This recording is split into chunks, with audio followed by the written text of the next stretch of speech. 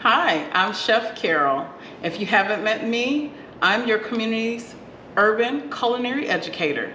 Now, for those of you who have not attended my class, I must say you've missed my bright smile and my delicious food. But here's your chance to participate. So today we'll be making our soulful greens. Holiday season is coming and there's always a great occasion for cooking greens. And we have to make the cornbread to go along with it, right? So we are here because we want to do things a little bit different than the way we may have grown up cooking or preparing our foods. Or perhaps my teaching methods resonate heavily with some of your family's traditions. So today we're going to prepare using our recipe. So refer to your recipe, okay? We're going to make some soulful greens, which is a mixture. It's going to be your collard greens, okay? You're going to have some turnip greens. Yes. And we will also mix mustard.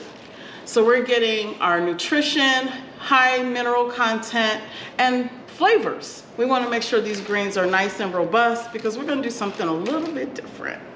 So when you prepare your greens, please use a vegetable wash, or you can use a vinegar rinse.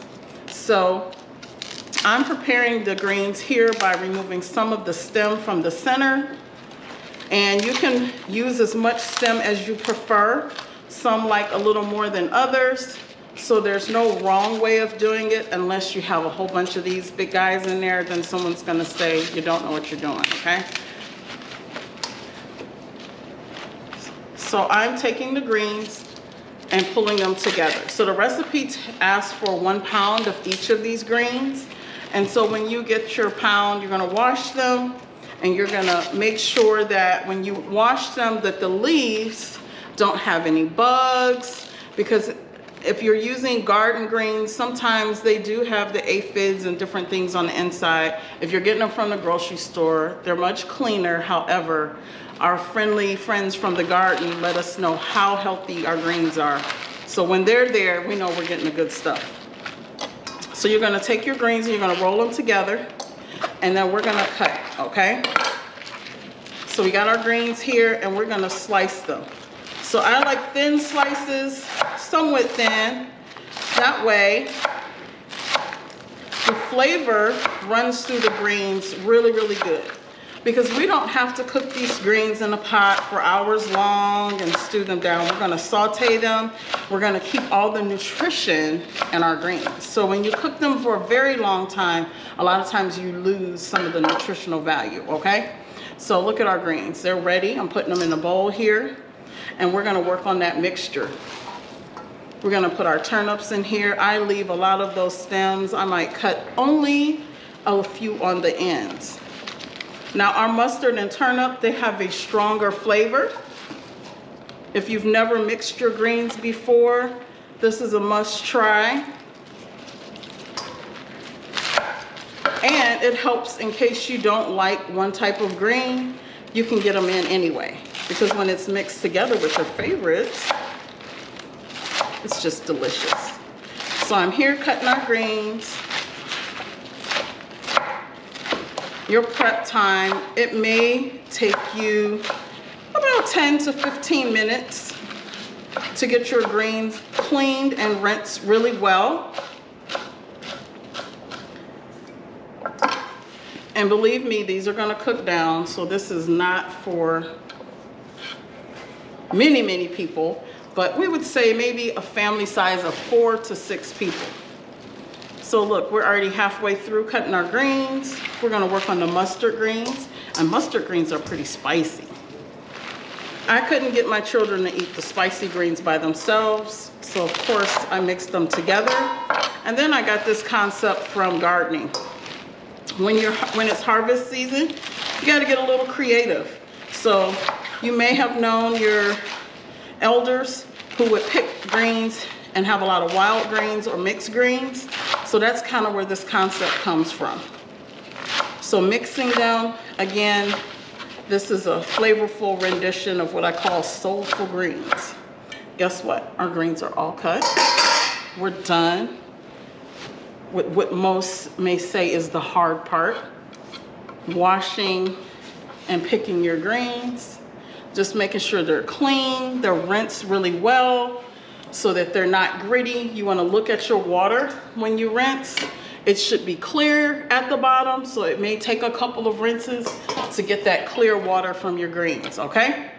So we're gonna go into the part where we put our greens into the pot, and we can get ready to do that now. So we're gonna get you into a large pot, and I'm gonna transition to that. All right, so now we have our big stock pot. You can use a 4 to 6 quart pot, because guess what? They're gonna cook down. They're gonna cook down and make enough just for a few people, okay? So if you'll notice, I'm not gonna use any oil at this time. If you decide that you wanna use oil, please use a healthy oil and look at your heat chart. Recommended oils for like sauteing onions and things like that would be something like an avocado oil, a safflower oil, a sunflower oil. I don't promote vegetable oil. It is a mixture, kind of not the best. I don't promote canola, but always consult with your physician and your dietitian, your nutritionist, as to what works best for you. However, these other oils are known to be a lot more healthier. And so what we're gonna do is refer to the recipe, and we're gonna put in our chopped onion, and our fire is on. I kind of have the heat up high as we start out. So we're gonna put in that chopped onion. We're gonna put in some fresh garlic cloves. You can use a knife and chop your garlic. You can slice your garlic. You can use a garlic press. Don't be intimidated by which tool. We're really flexible, because garlic is going to taste good in these greens regardless.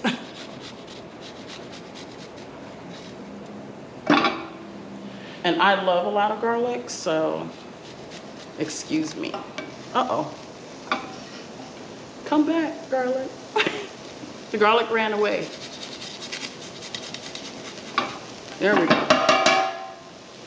And these couple little pieces here, I'm just going to put them in. Boom. Right? So we have our garlic. We are going to put in our spices. I have a little garlic powder, a little onion powder. Now with my salts, I am very intentional, because salts can give you a lot of great minerals, but they also have unique flavors. So I have some pink Himalayan salt and some smoked black salt. Delicious. If you don't know about it, you better give it a try. So we have our onions and garlic turning around with those spices.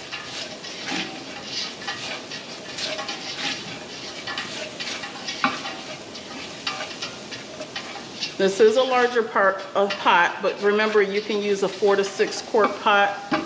And let me make sure you can see inside what we're working with, okay?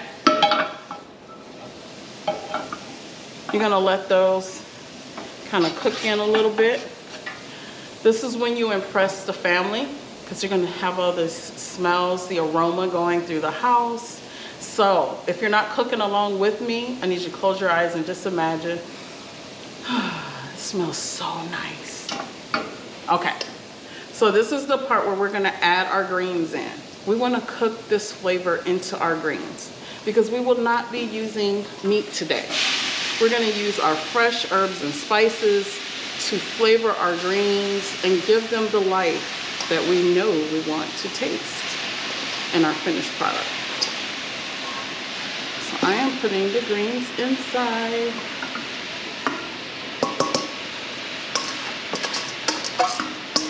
All right, there we go. See that?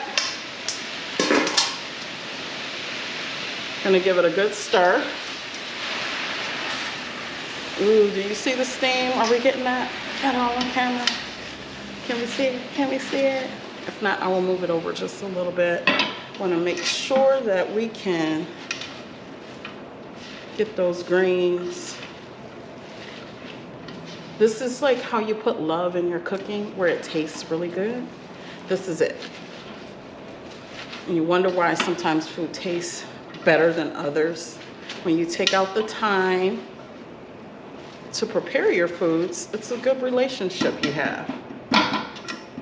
And when you build that relationship with your food, it will nourish you in a way different than fast food. So we have our ingredients in there. I added in some nutritional yeast. We put a little bit of that in. That is my magic for flavor, okay? Nutritional yeast can be bought in all your supermarkets. It's in the spice section or baking section. And then we're gonna add a little Italian dressing.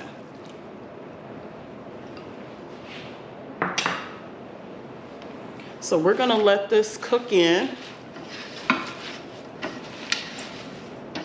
And if you're one of those familiar in the kitchen, you put on the foods that take the longest to cook so that you can work on more than one dish.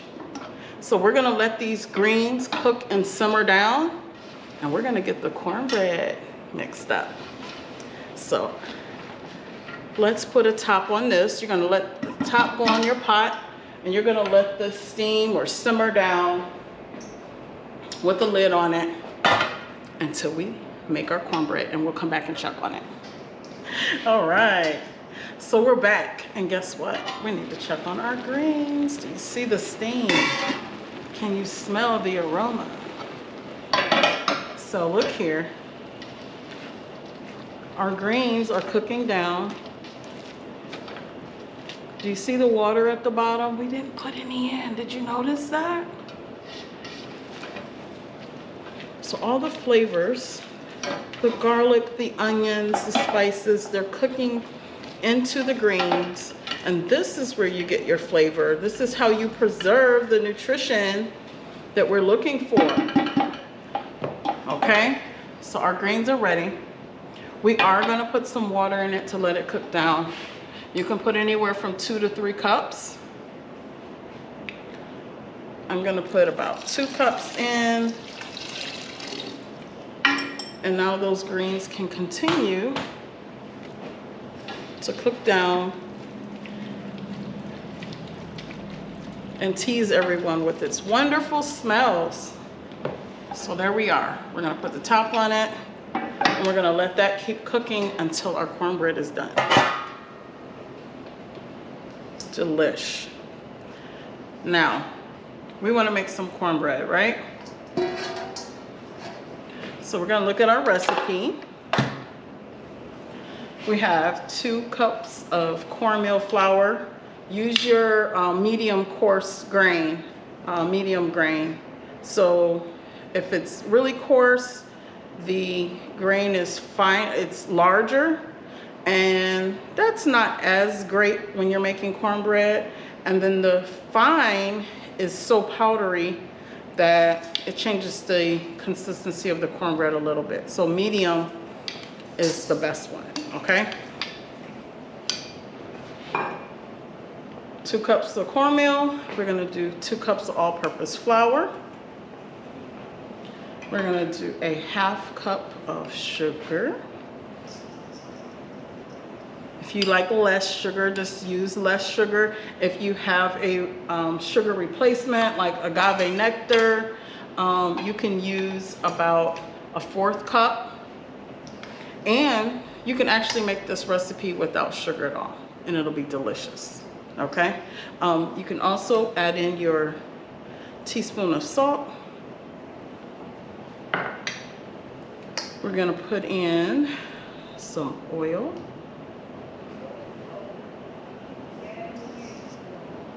It's 1 cup of oil. We are going to put in our applesauce. Now, why in the world would I put applesauce in our cornbread? Well, guess what? We're not baking with eggs. This is a very diverse recipe for those who may have dietary restrictions or who prefer a plant-based diet, which is very regenerative for most medical conditions. Reduced amounts of dairy can be helpful But again, consult with your physician, your nutritionist, your dietitian for what's best for you. We have our baking powder. You want to get the one that's aluminum free. Aluminum is not good for our brains. And again, I'm very intentional with the ingredients that we use. I want you to use the best quality that you have access to. However, use what you have, and when you can do better, then do better, right? So I didn't use any white sugar. White sugar is not the preferred sweetener. So use what you have access to. And our baking powder is 1 teaspoon. 1 teaspoon. I think I can measure, y'all. I think I got it. And lastly, we're going to add in our milk and our whisk.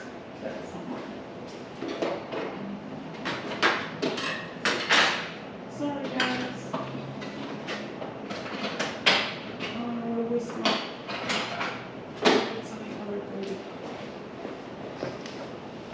So you want to stir your ingredients together.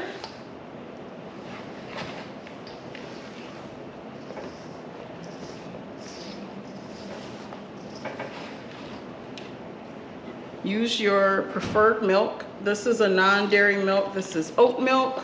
So again, this recipe can work for someone who may not want nuts. But if you just want a dairy-free alternative, you can use oat milk, almond milk,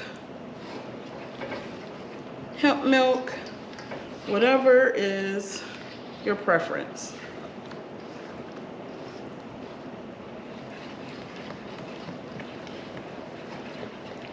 I chose these ingredients because then most oftentimes all of my participants can have some. I'm using the ingredients that we have in common.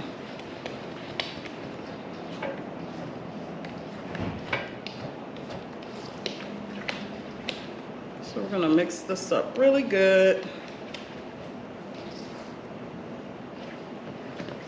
And I love to bake in a cast iron skillet. Minerals are very key. So cooking with iron, it just makes the food taste so much better. So if you have a cast iron skillet, go for it. Maybe you have muffin pans, that's fun too. So look how easy that is to make this cornbread, okay? We're gonna pour this. Your recipe is gonna be good for your large cast iron skillet. And this is a family size.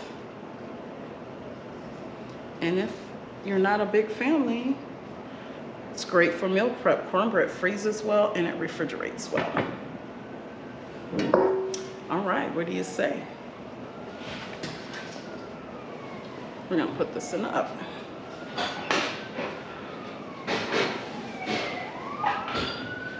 All right, so look at here. We have our greens. They are ready to go. So take a look in your pot.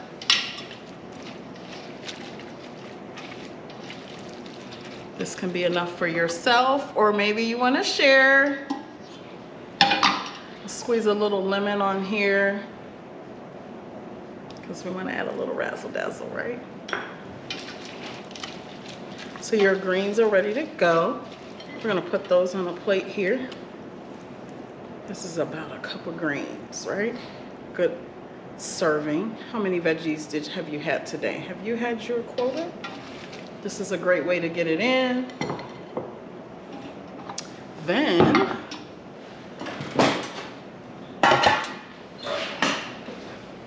it's time for the cornbread. So hopefully you had your cornbread in the oven on 350 for about 30 minutes. How does that look? I'm hoping you can imagine, or you're cooking alone perhaps, right? So we're gonna cut our cornbread. You see the nice fluffiness?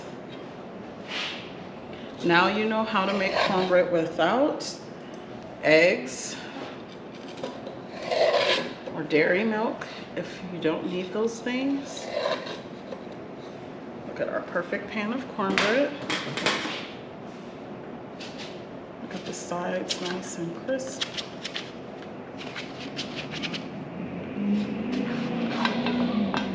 Now this is probably a too big piece, but don't tell me.